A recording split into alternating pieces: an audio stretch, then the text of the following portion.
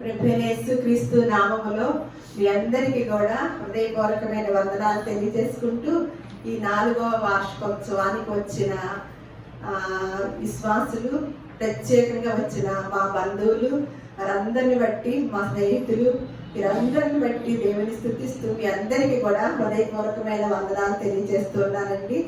చాలా సంతోషంగా ఉంది ఈరోజు మాకు.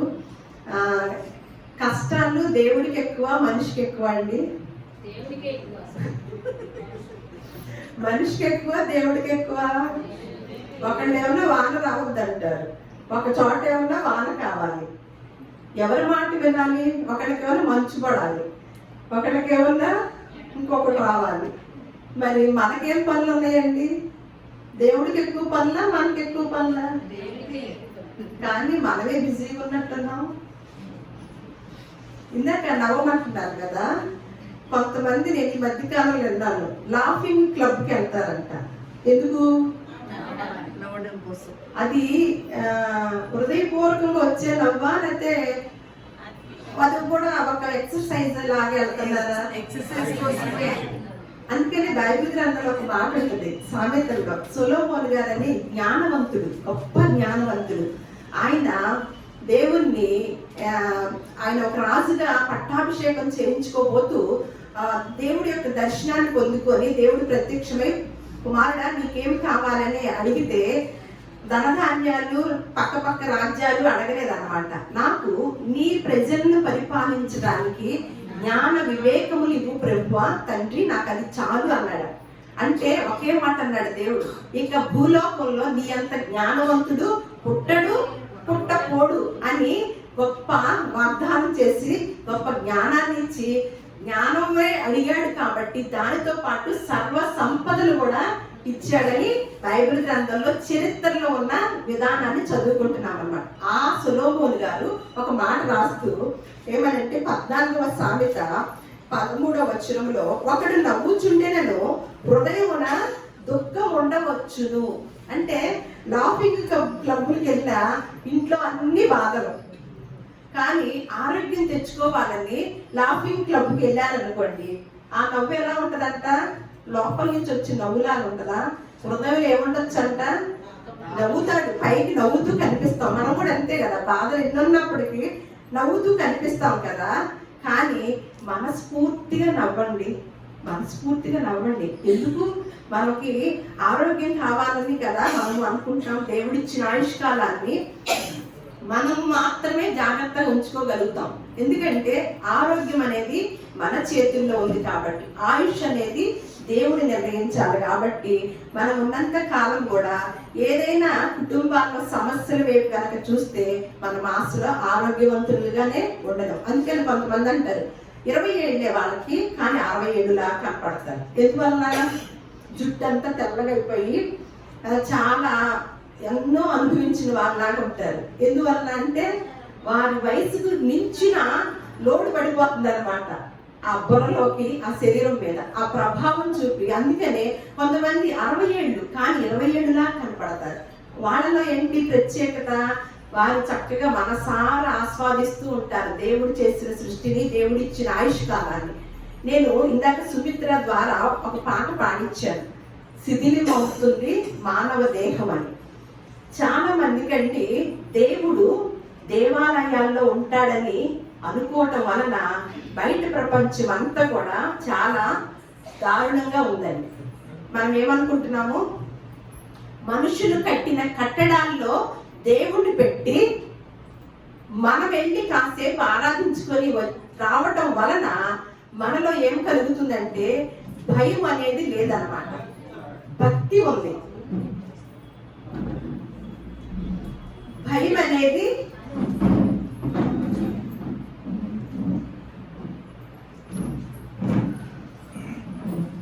మనము దేవుని కొరకు కట్టడాలు కట్టామండి, మనము కట్టాం దేవుడి కొరకు. ఇదే సొలొమోను గారు ఒక మాట అంటారు, ఏమనంటే మేము ఒక గుడి కట్టి నిన్ను గుడిలో పెడతానికి నువ్వు ఎలాంటి వాడివయ్యా? ఆకాశ మహాకాశములు పట్టజాలంత దేవుడు అంట. ఆకాశము ఆయన సింహాసనము, భూమి ఆయన పాదాల పీఠం కాదు. పాదపీఠం అంట. మరి మనం ఎంత దేవుడిని చేసి ఆరాధించుతామండి? ఒక ఇంత ఆలోచన చేయండి. మనం ఏమయ్యామంటే గుడిలో దేవుడు ఉన్నాడు కాబట్టి, గుడి అంటే దేవుడు ఉన్నది కాబట్టి, ఇప్పుడు చర్చిలోకి వచ్చినప్పుడు కూడా మనం అందరూ లేవనుకోండి, ఇక్కడ దేవుడే ఉండడు. మనం వస్తేనే దేవుడు వస్తాడు. ఎందుకంటే ఎక్కడైతే ఇద్దరు ముగ్గురు నా నామములో కూడి ఉంటారో అక్కడ నా సన్నిధి ఉంటదని సెలవిచ్చాడు అనమాట. అంటే మనం ఏమయ్యామంటే గుడులు అనేది మన చేతి కట్టడాలుగా భావించి భక్తి చేస్తూ దేవుడు అనుకున్న గుడి ఏంటో అనేది మర్చిపోయారండి ప్రజలందరూ. దేవుడు అనుకున్న గుడి ఏంటో మర్చిపోయాడు. దేవుడు అనుకున్న గుడిని ఏంటో అనేది ప్రజలు మర్చిపోయి మనమంటూ నిర్ణయం చేసుకొని మనం ఒక గుడి కట్టుకొని ఆ గుడిలో దేవుడిని పెట్టుకొని మనము ఆరాధించడం వలన మనము చేసే ఘోరాలు నేరాలు అసలు పొంతు ఉండట్లేదండి. అసలు అది ఆగిపోవటం లేదండి. ఈ సోషల్ మీడియా పుణ్యమా అంట ఇన్ని రకాల ఘోరాలు చూస్తున్నాం. ఎందుకు? ఈ శరీరాలతో చేసే తప్పిదాలు, ఈ శరీరంతోనే చేసే గొప్ప నేరాలు ఘోరాలు అయిపోతున్నారు. కానీ పరిశుద్ధ గ్రంథంలో దేవుడు చెప్పిన జ్ఞానం ఏదైతే ఉందంటే అసలు దేవాలయము మీరు కట్టింది కాదయ్యా అని ఇందాక పాటలో చూసాం కదా, విన్నాం కదా. ఆ దేవుడే చెప్పాడంట, మీరు కట్టిన కట్టడాల్లో నేను ఉండను అని దేవుడే చెప్పినప్పుడు కూడా మనం ఏం చేస్తున్నామండి? మళ్ళా గుడిని కట్టడం, రకరకాల గుళ్ళు కట్టడము, దేవుణ్ణి బంధించడము, మనం మాత్రం బయట లోకంలో జీవించడం, హ్యాపీగా మనం అవసరమైనప్పుడు వెళ్ళటం, ఒక దండం పెట్టుకోవటం, రావటం, మన ఇష్టానుసారంగా ఉండటం అనేది మనం ఆనవాయితీగా చేసుకుంటూ వచ్చామన్నమాట. కానీ పరిశుద్ధ గ్రంథము ఏది దేవాలయం అంటుందో అనేది చూస్తే చాలా గొప్పగా ఉందండి, చాలా గొప్పగా ఉందండి. ఈ దేవుడు చెప్పిన దేవాలయాన్ని గనక మనం పరిశోధించుకొని అవగాహన గనక చేసుకోగలిగితే చాలా మంది క్రమశిక్షణగా జీవించడానికి, చాలా జాగ్రత్తగా జీవించడానికి ఒక అవకాశం అవుతుంది అనమాట. అందుకని బైబిల్ గ్రంథంలో ఒక మాట ఉంటుంది, యోహాను సువార్త 2వ అధ్యాయం 21వ వచనంలో సాక్షాత్ యేసుక్రీస్తు వారు అంటున్నారనమాట, ఆయన తన శరీరమును దేవాలయమును గురించి చెప్పాను అని ఒక మాట ఉంటుంది. అంటే మనకు సమయం లేదు కాబట్టి నేను ఒక్క ముక్క చెప్తున్నాను. అంటే యేసుక్రీస్తులు వారు ఏమంటున్నారంటే ఆయన ఒక విధానంలోకి వచ్చి ఒక మాట అడిగే వారికి సమాధానం చెప్తున్నాడు అనమాట. నేను ఈ దేవాలయాన్ని 3 రోజుల్లో పడగొట్టగలను, మీరు పడేస్తే నేను కట్టగలను అన్నప్పుడు ఆ ప్రజలందరూ కూడా యెరూషలేము దేవాలయము అని అనుకొని ఎలా కడతావు 3 రోజుల్లో, ఎలా పడగొడతారు, ఎలా కడతావు అన్నారనమాట.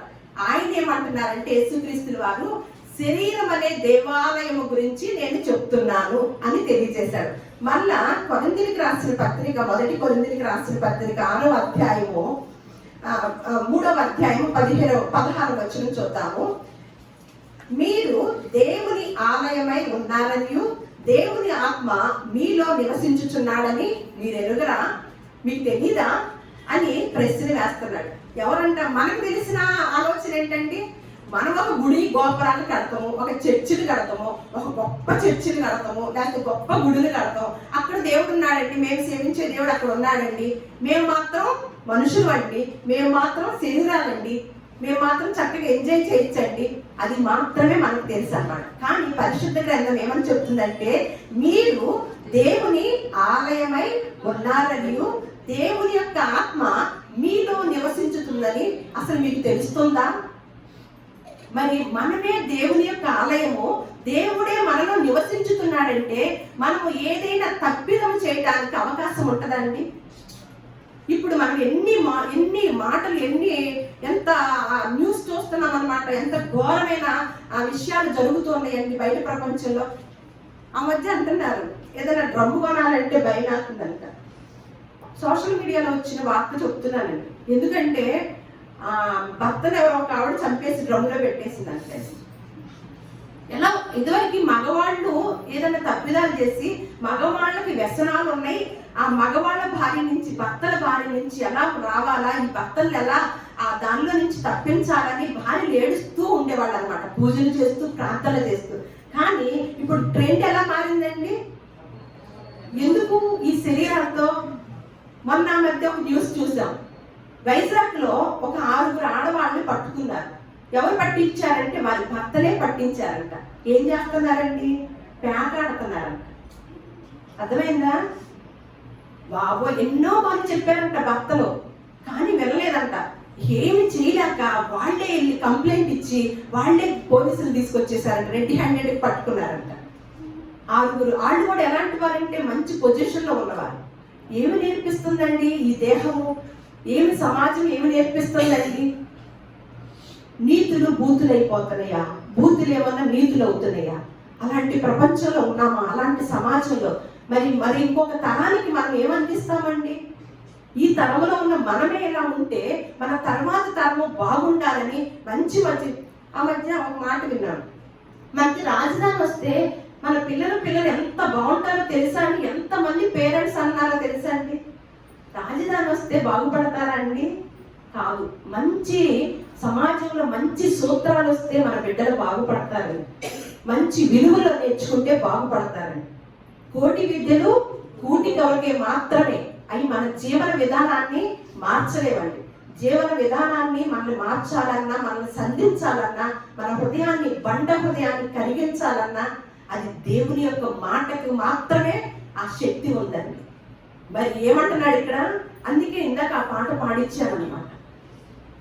ఏమవుతున్నాయి ఈ దేవాలయాలు ఏమన్నా శిథిలమైపోతుంటే, ఈ దేవాలయం అన్నా బాగా కట్టాలి, మేము వాళ్ళ దేవాలయం కన్నా మా దేవాలయంలో ఇంకా బాగుండాలి అని మెరుగులు దిద్దుకుంటుందంట. అసలు దేవుడు అనుకున్న దేవాలయాన్ని ఏం చేస్తున్నారు? శిథిలం చేస్తున్నారంట. ఎవరు ఆలోచిస్తున్నారండి? ఒక పరిశుద్ధ గ్రంథం చెప్తుందన్నమాట. ఏమని? మీరు దేవుని ఆలయమై ఉన్నారని, దేవుని యొక్క ఆత్మే మీలో ఉన్నదని మీకు అస్సలు తెలియదా? ఎవడైనాను దేవుని ఆలయమును పాడు చేసిన ఎడల దేవుడు వారిని పాడు చేయను. దేవుని ఆలయము పరిశుద్ధమై ఉన్నది, మీరు ఆ ఆలయమై ఉన్నారు. దేవుని ఆలయం ఎలా ఉందంట? పరిశుద్ధమై ఉందంట. నిజంగానే ఈ ఆలయాలని పరిశుద్ధంగా ఉంచుతున్నారండి? ఎందుకు ఉంచలేకపోతున్నాం? ఇదే దేవుని దేవాలయం అని తెలియకపోవటం వల్ల.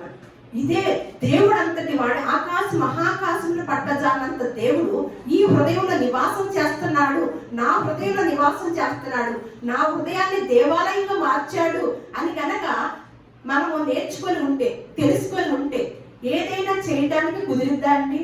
అందుకనే ఆ దేహాలతోనూ పవిత్రంగా పరిశుద్ధంగా ఉండాల్సిన దేహాలంట ఏం చేస్తున్నారో మళ్ళీ అదే కొరింథీయులకు రాసిన పత్రిక 6వ అధ్యాయం 18వ వచనంలో, జారత్వమునకు దూరముగా పారిపోవుడి, మనుష్యుడు చేయు ప్రతి పాపమును దేహమునకు వెలుపల ఉన్నది కానని, జారత్వము చేయువాడు తన సొంత శరీరమునకు హానికరముగా పాపము చేయుచున్నాడు. అర్థమైందా మీకు?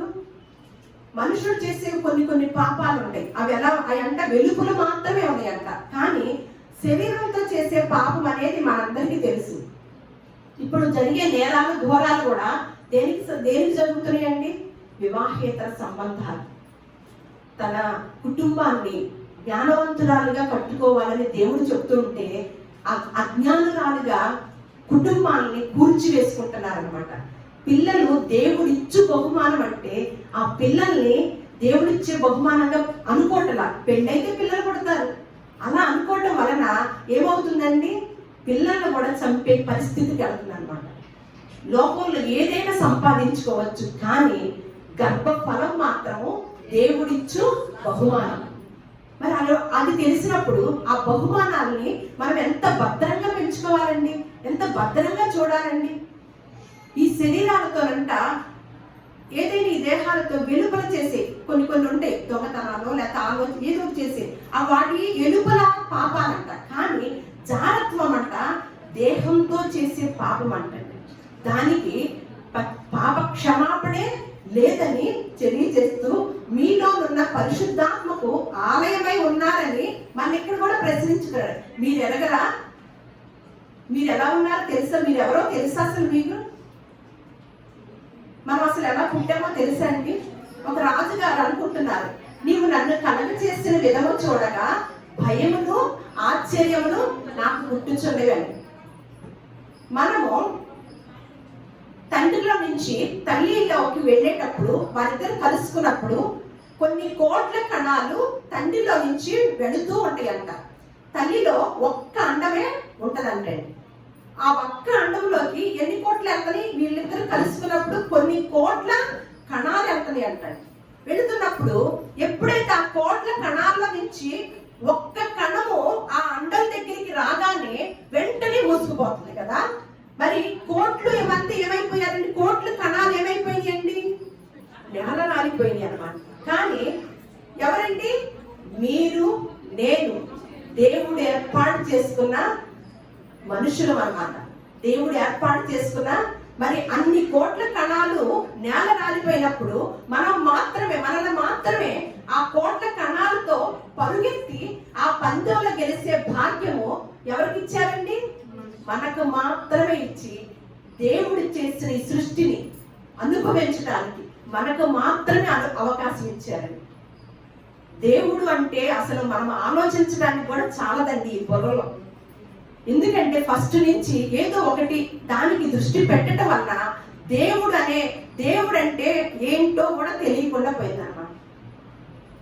ఆయన యొక్క సృష్టిలో ఉన్న ఒక పంచభూతాల్లో ఒక భూతం కదిలితేనే తట్టుకోలేమని ఆయన చేసిన, ఇందాక అన్నారు కదా సూర్యుడు, ఆయన చూడలేమని సూర్యుడు గురించి చెప్తూ, కోటి సూర్యుని కాంతిని మించిన తేజోమయుడు కదా దేవుడు. అలాంటి దేవుణ్ణి చూడటానికి, ఆయన చేసిన సృష్టిలో ఉన్న ఒక సూర్యుడిని చూడటానికే మనం తిన్నగా చూడలేమే, దేవుణ్ణి చూస్తామండి? చూడగలము? చూసి బ్రతకగలమా? కాదు, ఆయన చూడలేము. కానీ ఆయన చేసిన సృష్టిని మాత్రము అనుభవించడానికి ఆయన మనల్ని ప్రేమించి భూలోకానికి పంపించాడు. ఆయన ప్రేమించి, అయితే మనుషులు ఎందుకు ఇలా అవుతున్నారంటే లోపల ఏం జరుగుతుందంటే, మన యేసుక్రీస్తు వారు ఒక మాట చెప్తున్నాడు అనమాట. మనమేమనుకుంటాం, బయట అన్ని వచ్చి మనల్ని అపవిత్రం చేస్తాయి అవి ఇవి అని అనుకుంటాం. కానీ యేసుక్రీస్తు వారు చెప్పిన మాటలు చూద్దాము. మార్కు సువార్త 7వ అధ్యాయం 20వ వచనంలో, మనుషుల లోపల నుండి బయట వెళ్ళినది మనుషుని అపవిత్ర పరచును. లోపల నుండి అనగా మనుషుల హృదయంలో నుండి దురాలోచనలు, జారత్వములను, దొంగతనములను, నరహత్యలను, వ్యభిచారములను, లోభములను, చెడుతనములను, కృత్రిమమును, కామ వికారమును, అవివేకమును వచ్చును. ఈ చెడ్డవన్నీ లోపల నుండి బయలు వెళ్ళి మనుషుని అపడు. ఇవన్నీ ఎక్కడి నుంచి వస్తాయి? బయట నుంచి వస్తాయండి, లోపల నుంచి వస్తాయా? ఈ లిస్ట్ అంతా మన లోపల నుంచి. మనం ఏం చేస్తుంది? మన కోసం దేవుడు ఏర్పాటు చేసిన స్వర్గానికి వెళ్లకుండా మనల్ని ఆపుతుంది అన్నమాట. ఇదే నా జీవితం మనది అనుకుంటున్నారా మీరు? ఇంత సృష్టిని ఇన్ని రోజులు చేసి, ఇంత కష్టాన్ని చేసి, ఇందాక చెప్పుకున్నాం కదా, ఈ భూగోళానికన్నా ఒక్క నక్షత్రం అంట, ఈ భూగోళానికన్నా ఒక్కొక్క నక్షత్రం, ఒక నక్షత్రము 13 లక్షల రెట్లు ఎక్కువ అంటాడు. మనం నివాసం చేసే భూమి కన్నా ఒక్క నక్షత్రము 13 లక్షల రెట్లు ఎక్కువ అంట. ఇక ఎన్ని నక్షత్రాలు ఉంటాయండి? ఎన్ని నక్షత్రాలు ఉంటాయి? ఇక చంద్రుడి గురించి, ఇక సూర్యుడి గురించి. మరి ఆ భూమి మీద నివాసం చేస్తున్నాం కదా, ఆ భూమి ఎంత భాగం అండి? 1 వంతు. 3 వంతులు నీళ్ళైకొచ్చింది. ఈ 1 వంతులో ఉన్న ఈ మానవుడు ఆస్తులుంటే పట్టుకోలేవు, మంచి ఉద్యోగం ఉంటే పట్టుకోలేవు, మంచి జ్ఞానం ఉంటే పట్టుకోలేవు. ఎక్కడున్నావు నువ్వు? 1 వంతులో ఉన్నావు. నీకన్నా మనం నివాసం చేస్తున్న భూగోళానికన్నా ఒక్క నక్షత్రం ఎంత రెట్లు ఎక్కువ తెలుసా? అందుకే నేను చెప్తున్నానమ్మా, ఈ మనిషి కోసము ఇవన్నీ మనం అడిగితే చేశాడండి. చంద్రుణ్ణి, సూర్యుడిని, ఆకాశాన్ని, నక్షత్రాన్ని మనం అడగక ముందే మనకు కోసం ఏర్పాటు చేసి భూలోకానికి పంపించి ఇంత ప్రణాళికను సిద్ధం చేసిన దేవుణ్ణి మనం ఏం చేస్తున్నామండి? మనం నిర్లక్ష్యం చేస్తూ, మన కుటుంబాల కొరకే ఆలోచిస్తూ, దిగులు పడుతూ ఈ మధ్య కాలంలో ఒంటరైపోతున్నారంటండి. మనము అనుకుంటున్నాం ఒంటరిగా లేవని, కానీ ఇదివరకు రోజులు వేరు, ఇప్పుడు రోజులు వేరు. ఒంటరైపోతున్నారని ఒక సంస్థ చెప్పిందండి. ఏ సంస్థ చెప్పిందో తెలుసండి? WHO సంస్థ, ప్రపంచ ఆరోగ్య శాఖ ఏమని చెప్పిందంటే, ఈ ఒంటరితనం యొక్క విధానాన్ని చెప్తే నాకు ఆశ్చర్యం వేసిందండి. దీన్ని చెప్పే ముందు కొంతమంది స్త్రీలని బయట ధ్యానంలో ఉన్న స్త్రీలని, అలాగే బయట లోకంలో ఉన్న స్త్రీలని కొంతమంది పరిశోధకులు పరిశోధించారట ఆరోగ్యాన్ని. అయితే లోకంలో ఉన్న వాళ్ళ స్త్రీల కన్నా దైవ ధ్యానంలో దేవుని మాటలు వినే యొక్క స్త్రీల యొక్క ఆరోగ్యము కొంచెం మెరుగ్గా ఉందంట. అంటే ఎందుకు ఉందండి? దేవుని సన్నిధానంలో దేవుని మాట జీవము కలిగిందన్నమాట. దేవుని మాటలో ధైర్యం ఉందండి, దేవుని మాటలో ప్రోత్సాహం ఉందండి. ఎక్కడో ఫోన్ చేశాను, రండి పిన్ని, రండి పెద్దమ్మ, రెండక్క, రెండమ్మ అని చేశారు. నన్ను చూసారా? ఫోన్లు ఏమైంది? మాట వినపడింది, వాళ్ళు ప్రేమతో వచ్చారు. అంటే స్పందన, అంటే మాటలో ఉన్న స్పందన అన్నమాట. ఆ వాక్కు అయి ఉన్న దేవుణ్ణి ఆరాధించుతూ ఇట్లా మందిర ప్రాంగణంలో కూర్చొని అనేక మంది కుటుంబాల్లో ఒంటరితనంతోనూ సమస్యలతోనూ ఇరుకులు ఇబ్బందులతో ఉన్న వారికి ఒక ప్రోత్సాహమైన మాట చెప్పే దైవ విద్య నేర్పే దైవ విద్యాలయం అన్నమాట ఇది. ఈ మాట ఏం చేస్తుందంటే ఇందులో లాజిక్ అన్నమాట. ఎప్పుడైతే మనం ఆ మాటను తీసుకుంటామో, ఆ మాట మీద నమ్మకం ఉంచుతామో, మనం ఎప్పుడు ఇంట్లో ఉన్నప్పుడు మనకు ఒక సమస్య వచ్చింది అనుకోండి, ఇది ఉంటే ఇది తీరదు, నాకు తెలుసు, నేను అసలు దీనిలోంచి బయట పడలేను, నాకు ఎప్పుడో తెలుసు, నాకు ఇది నమ్మకమే లేదు, ఇంట్లో ఉంటే ఈ మాటలు మాట్లాడుకుంటాం. కానీ దేవుని సన్నిధికి వస్తే, ఎందుకమ్మా ఆకాశ పక్షులను చూడు, నువ్వు ఎందుకు ఆలోచిస్తున్నావు? అవి ఎప్పుడన్నా ఆలోచిస్తాయా? వాటికన్నా కూడా నేను నా ప్రణాళికలో మిమ్మల్ని శ్రేష్ఠులుగా చేశాను కదా, మీకెందుకు? మీరు అడక్క ముందు ఎంత ఇచ్చాను. ఏ పక్షి కన్నా ఏసీ ఉందా? ఏ పక్షి కన్నా కుర్చీలు ఉన్నాయా? ఏ పక్షి కన్నా మంచి కార్లు ఉన్నాయా? మీరు అనుభవించుతున్నారు, వాటిని చూసి నేర్చుకోండి అమ్మా అని చెప్పాడు అనుకోండి. ఎంత ధైర్యం వచ్చిందండి, ఎంత ధైర్యం వచ్చింది. ఆ ధైర్యంతో ఇంకా చాలా మాటలు ఉన్నాయి కాబట్టి ఆ మాటను తీసుకొని ఇంటికి వెళ్తారండి. ఎప్పుడైతే ఆ పాజిటివ్ మాటను తీసుకొని వెళ్తారో మన శరీరం అంతా కూడా పాజిటివ్ ఎనర్జీ జరిగిద్ది అనమాట. మన ఇంట్లో ఉండి మనం ఏమనుకుంటున్నాం? బాధపడుతూ అసలు నాకు పెళ్ళే పుట్టరు, అయితే నాకు పెళ్ళే అవ్వదు, నాకు ఉద్యోగమే రాదు, నాకు తెలుసు, నేను అసలు ఇక నా జీవితం, నా చిన్నప్పటి నుంచి కష్టాలు ఇలాగే ఉన్నాయి నాకు, ఇలా మాట్లాడుకుంటుంటాం కదా. కానీ ఆ నెగిటివ్ ఏమవుతుందంటే అసలు సమస్యకు పరిష్కారమే అవ్వదన్నమాట. ఎప్పుడైతే మనం పాజిటివ్ తీసుకుంటామో మన శరీరంలో నరాల్లో కూడా ఆ పాజిటివ్ ఎనర్జీ అనేది వచ్చేసి ఆటోమేటిక్ గా సమస్య కూడా తీరిపోతుంది. ఇది లాజిక్ అన్నమాట. అందుకనే చాలా మంది క్రైస్తవులు సాక్ష్యాలు చెప్తారు, మాకు దేవుడు ఇది చేశాడండి, మాకు దేవుడు ఇది చేశాడండి. ఎందుకు? ఈ దేవుడు మాట్లాడే దేవుడు, మాట్లాడి తన బిడ్డల్ని బలపరిచి పంపించే దేవుడు కాబట్టి ఆ మాటలు ఎవరైతే తీసుకొని గృహాలకు వెళతారో వారికి ఆ సమస్య నుంచి పరిష్కార మార్గం తెలుస్తుంది అన్నమాట. అందుకని ఒంటరితనం ఎలాంటిదో ఆ WHO వాళ్ళు ఎంత విధంగా చెప్పారో చూస్తే మీరు ఆశ్చర్యపోతారండి. ఏమనంటున్నారు? ఒంటరితనం వల్ల ప్రపంచవ్యాప్తంగా ఏటా 8,71,000 మంది మరణిస్తున్నారంటండి ఒంటరితనం వల్ల.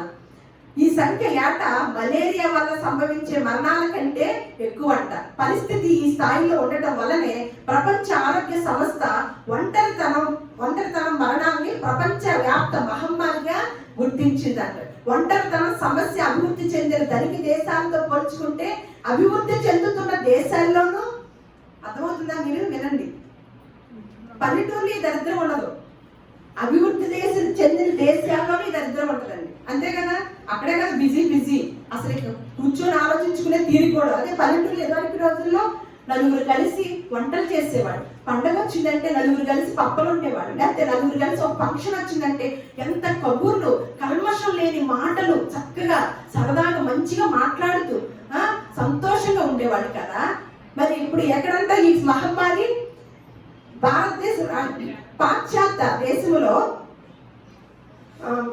పేద దేశాల్లో ఎక్కువగా ఉందనుకుంటే కాదు, భారతదేశంలో ఒంటరితనం సమస్య ప్రమాదకరమైన స్థాయిలో ఉందంట అని చెప్పి ఆ సమస్య ఎలా ఉందో ఇక్కడ చెబుతారు అనమాట. ఒంటరితనం అంట సమస్య చాప కింద నీరులా ప్రపంచ వ్యాప్తంగా విస్తరిస్తుందంట. అవివాహితులు భాగస్వామికి దూరం కావడం వల్ల ఏకాకులుగా మిగిలిన వారిలో 39% మంది ఒంటరితనంతో బాధపడుతుంటే వివాహితులలో సైతం 22% మంది ఒంటరితనంతో బాధపడుతూ ఉండటం ఆందోళనకర పరిణామం అంట. ఒంటరితనం సమస్య అకాల మరణాలకి దారితీస్తుందని, అందువల్ల దీనిని మహమ్మారిగా గుర్తించాలి ఉంటుందని అమెరికా సర్జన్ జనరల్ వివేకమూర్తి తన పరిశోధన వివరాలను వెల్లడించారట. ఆయన వాదనతో ఏకీభవించిన ప్రపంచ ఆరోగ్య సంస్థ ఒంటరితనాన్ని మహమ్మారిగా గుర్తించిందంట. ఒంటరితనం ఆరోగ్యంపై చూపే దుష్ప్రభావం రోజుకి ఎలా ఉందో తెలుసా అండి? ఇప్పుడు వినండి, ఇది ఆశ్చర్యపోతారు. ఈ ఒంటరితనం వల్ల ఈ ప్రభావం అంట ఏకంగా 15 సిగరెట్లు తాగటం వల్ల వచ్చే నష్టం ఎంత ఉందో దానితో సమానం అంటండి. ఏకంగా రోజుకి 15 సిగరెట్లు ఎవరైతే తాగితే, మన భర్తలు ఎవరన్నా అలవాటు ఉందనుకోండి, బాబో బాబో మానండి మానండి అని అంటారు కదా, అటువంటి దానితో స్థాయిలో ఉందంటండి ఒంటరితనం యొక్క ఆ పరిణామం. రోజుకు 15 సిగరెట్లు తాగితే ఆరోగ్యం చెడిపోతూ ఉంటుంది కదా మెల్లమెల్లగా. ఈ ఒంటరితనం కూడా సేమ్ అదే లెవెల్లో ఉందంటండి. అందుకని బైబిల్ గ్రంథంలో నరుడు ఒంటరిగా ఉండటము మంచిది కాదు అని తెలియజేశాడు. నరుడు ఒంటరిగా ఉండటము మంచిది కాదని తెలియజేసి అందరూ కూడా కలిసి ఉండటం ఎంత మేలు, ఎంత మనోహరం అని బైబిల్ గ్రంథం సెలవిస్తుంది అనమాట. సమాజముగా కూడుకొని ఇలాంటి మాటలు మాట్లాడుకుంటూ, ఒకరి కష్ట సుఖాలు ఒకరు పంచుకుంటూ, ఒకరి కోసం ఒకరు ప్రార్థన చేసుకుంటూ, ఒక ఇంట్లో ఒక బాధ వచ్చిందంటే అది అందరి బాధలాగా భావిస్తారండి. ఇందాక సాక్ష్యం చెప్పిన వాళ్ళు విన్నారు కదా, అలా ఒక బాధనే అందరి బాధలాగా భావించి అందరి సపోర్ట్ ఇవ్వటం వల్ల, అందుకనే పరిశోధకుల యొక్క ఆలోచనలో దైవ ధ్యానంలో ఉన్న స్త్రీల యొక్క ఆరోగ్య పరిస్థితి కొద్దిపాటి మెరుగ్గా ఉందని తెలియచేశారనమాట. అలా చెప్పారు.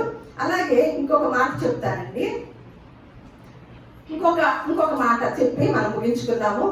ఫస్ట్ మనం దేవుణ్ణి ప్రేమించడం రాదండి. ఇదేంటి మేమందరం గుళ్ళకి వెళ్తాము, చర్చికి వెళ్తాము, దేవుణ్ణి ప్రేమించడం ఏంటంటే, పరిశుద్ధ గ్రంథంలో పాత నిబంధన యేసుక్రీస్తు వారు రాకముందు 10 ఆజ్ఞలు పెట్టారండి.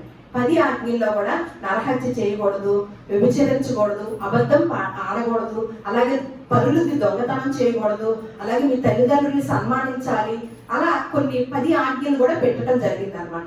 తర్వాత యేసుక్రీస్తు వారు వచ్చి 2 ఆజ్ఞల్లో తెలియజేశారనమాట. ఈ 10 కాదు, 2 ఆజ్ఞలు మీరు పాటించండి చాలు అన్నారు. ఏమనంటే, నీ పూర్ణ హృదయంతో, నీ పూర్ణ ఆత్మతో, నీ పూర్ణ మనస్సుతో నీ దేవుణ్ణి సేవించండి, ప్రేమించండి. నిజంగా పూర్ణ మనస్సుతో సేవించుతున్నామండి? ఎప్పుడైతే పూర్ణ మనస్సుతో దేవుడికి దండం పెడతామో వ్యభిచారం చెయ్యం. పూర్ణ మనస్సుతో ఎప్పుడైతే దండం పెడతామో, ప్రార్థన చేస్తామో, దొంగతనం చెయ్యము. ఎప్పుడైతే పూర్ణ మనస్సుతో దేవుణ్ణి ప్రేమించుతామో అబద్ధము ఆడమన్నమాట. ఇవన్నీ కూడా ఆ ఒక్క మాటలో 10 మాటలు లింక్ అయ్యి, జ్ఞానవంతుడు కదా, బుద్ధి జ్ఞాన సర్వ సంపదలు యేసునందు గుప్తములై ఉన్నాయని లేఖనాలు తెలియజేస్తుంది. అటువంటి ఆధిక్యతను దేవుడు ఎరిగిన వాడి ఆయన మనకు చెప్తున్న మాట అన్నమాట. మొట్టమొదటగా ఈ ఆజ్ఞని మీరు పాటించండి అన్నాడు. ఈ ఆజ్ఞలోనే మనము తప్పుడు అడిగేసామండి. తర్వాత వచ్చేసరికి నిన్ను వలే నీ పొరుగు వారిని ప్రేమించన్నారు. ఈ మొదటి కనుక మనం పాటిస్తే వాటిలో ఈ 10 నిన్ను వలే నీ పొరుగు వారిని ప్రేమించు అనేవి అన్నీ కూడా వచ్చేస్తాయి అన్నమాట. ఇటువంటి ఆధిక్యతను దేవుడు మనకు మాత్రం దయచేశాడండి. చూడండి ఎంత అద్భుతమోనండి. నిజంగా మనం దేవుణ్ణి ప్రేమించడం కనుక నేర్చుకుంటే ఇతరులు ఎప్పుడు దూషించము, ఇతరుల గురించి వేరే చెప్పుకోము, ఇతరుల గురించి ఇబ్బంది పెట్టం, దొంగతనాలు చెయ్యం. కానీ భూలోకంలో ఉన్న ప్రజలు ఎలా ఉన్నారంటే పూర్ణ హృదయంతో ప్రేమించినట్టు లేరండి. అది ఏ భక్తి చేసుకున్నా సరే పూర్ణ హృదయంతో ప్రేమిస్తే ప్రపంచంలో ఎన్ని ఘోరాలు నేరాలు జరుగుతాయండి. గుడికి వెళ్ళండి, తిరుపతి వెళ్ళండి, నిండిపోతారు. ఇంకొక చర్చికి వెళ్ళండి, నిండిపోతారు. దర్గాకి వెళ్ళండి, నిండిపోతారు. ఇంత నిండిపోయిన వాళ్ళు క్రమశిక్షణగా జీవించే వాళ్ళు లేరండి. అంటే వీళ్ళు ఎదుగుతుంది ఎందుకు? మొక్కులు తీర్చుకోవడానిక, లేకపోతే ఒక దండం పెట్టుకొని రావటమా, ఒక ప్రార్థన చేసుకొని రావటానిక? ఇన్ని నిండిపోకుండా జరుగుతున్నాయి కదా, మరి బుద్ధుల్లో మార్పు రావాలి కదండి. అంటే భక్తి చేస్తున్నారు, భయముతో భక్తి చేయలేదు అన్నమాట. దైవిక భక్తి చేయటం లేదు. అందుకని ఒక్క మాట చెప్పేసి ముగించుకుందాం. డార్విన్ సిద్ధాంతం ఉందండి. అది కోతిలో నుంచి మనుషుడు వచ్చాడని, ఇలాంటి మాటలన్నీ వినటం వల్లే మనము మన శరీరంలో మన దేవుడు నిర్మించిన విధానం కూడా తెలుసుకోలేకుండా పోయామండి. కోతిలో నుంచి మనుషుడు వచ్చాడని తెలియజేశారన్నమాట. కానీ పరిశుద్ధ గ్రంథం ఏం తెలియజేస్తుందంటే, యాకోబు రాసిన పత్రిక 1వ అధ్యాయం 18వ వచనం, ఆయన తాను సృష్టించిన వాటిలో మనము ప్రథమ ఫలముగా ఉండినట్లు సత్యవాక్యం వలన మనల్ని తన సంకల్ప ప్రకారము కనెను అని చెప్తూ 1 కొరింథీయులకు రాసిన పత్రిక 15:39లో, మాంసం అంతయు ఒక విధమైనది కాదు, మనిషి మాంసము వేరు, మృగ మాంసము వేరు, పక్షి మాంసము వేరు, చేప మాంసము వేరు, మరియు ఆకాశ వస్తు రూపములు కలవు, భూ వస్తు రూపములు కలవు. ఆకాశ వస్తు రూపము మహిమ వేరు, భూ వస్తు రూపముల మహిమ వేరు, సూర్యుని మహిమ వేరు, చంద్రుని మహిమ వేరు, నక్షత్రముల మహిమ వేరు. మహిమను బట్టి ఒక నక్షత్రములకు మరి ఒక నక్షత్రములకు భేదములు కలవు. చివరగా ఆదాము తన భార్యకు అవ్వ అని పేరు పెట్టాడు. ఎలాగనగా ఆమె జీవము కలిగిన ప్రతి వానికి తల్లి, కోతుల నుంచి రాలేదని. అందుకనే మనిషి మాంసం వేరు, మృగ మాంసము వేరు, చేప మాంసం వేరని లేఖనాలు తెలియజేస్తూ ఎవరో ఒక ఆయన మాట తీసుకొని కొంతమంది అలా వెళుతుంటే, ఇక్కడ సకల శాస్త్రాలకు సంబంధించిన విషయాలు పరిశుద్ధ గ్రంథంలో ఉన్నాయండి. నేనేం చదువుకోలేదండి, కానీ ఒక గ్రంథాన్ని, పరిశుద్ధ గ్రంథాన్ని చదివి ఎన్నో విషయాలు నేర్చుకోవడానికి అవకాశం కలిగిందండి.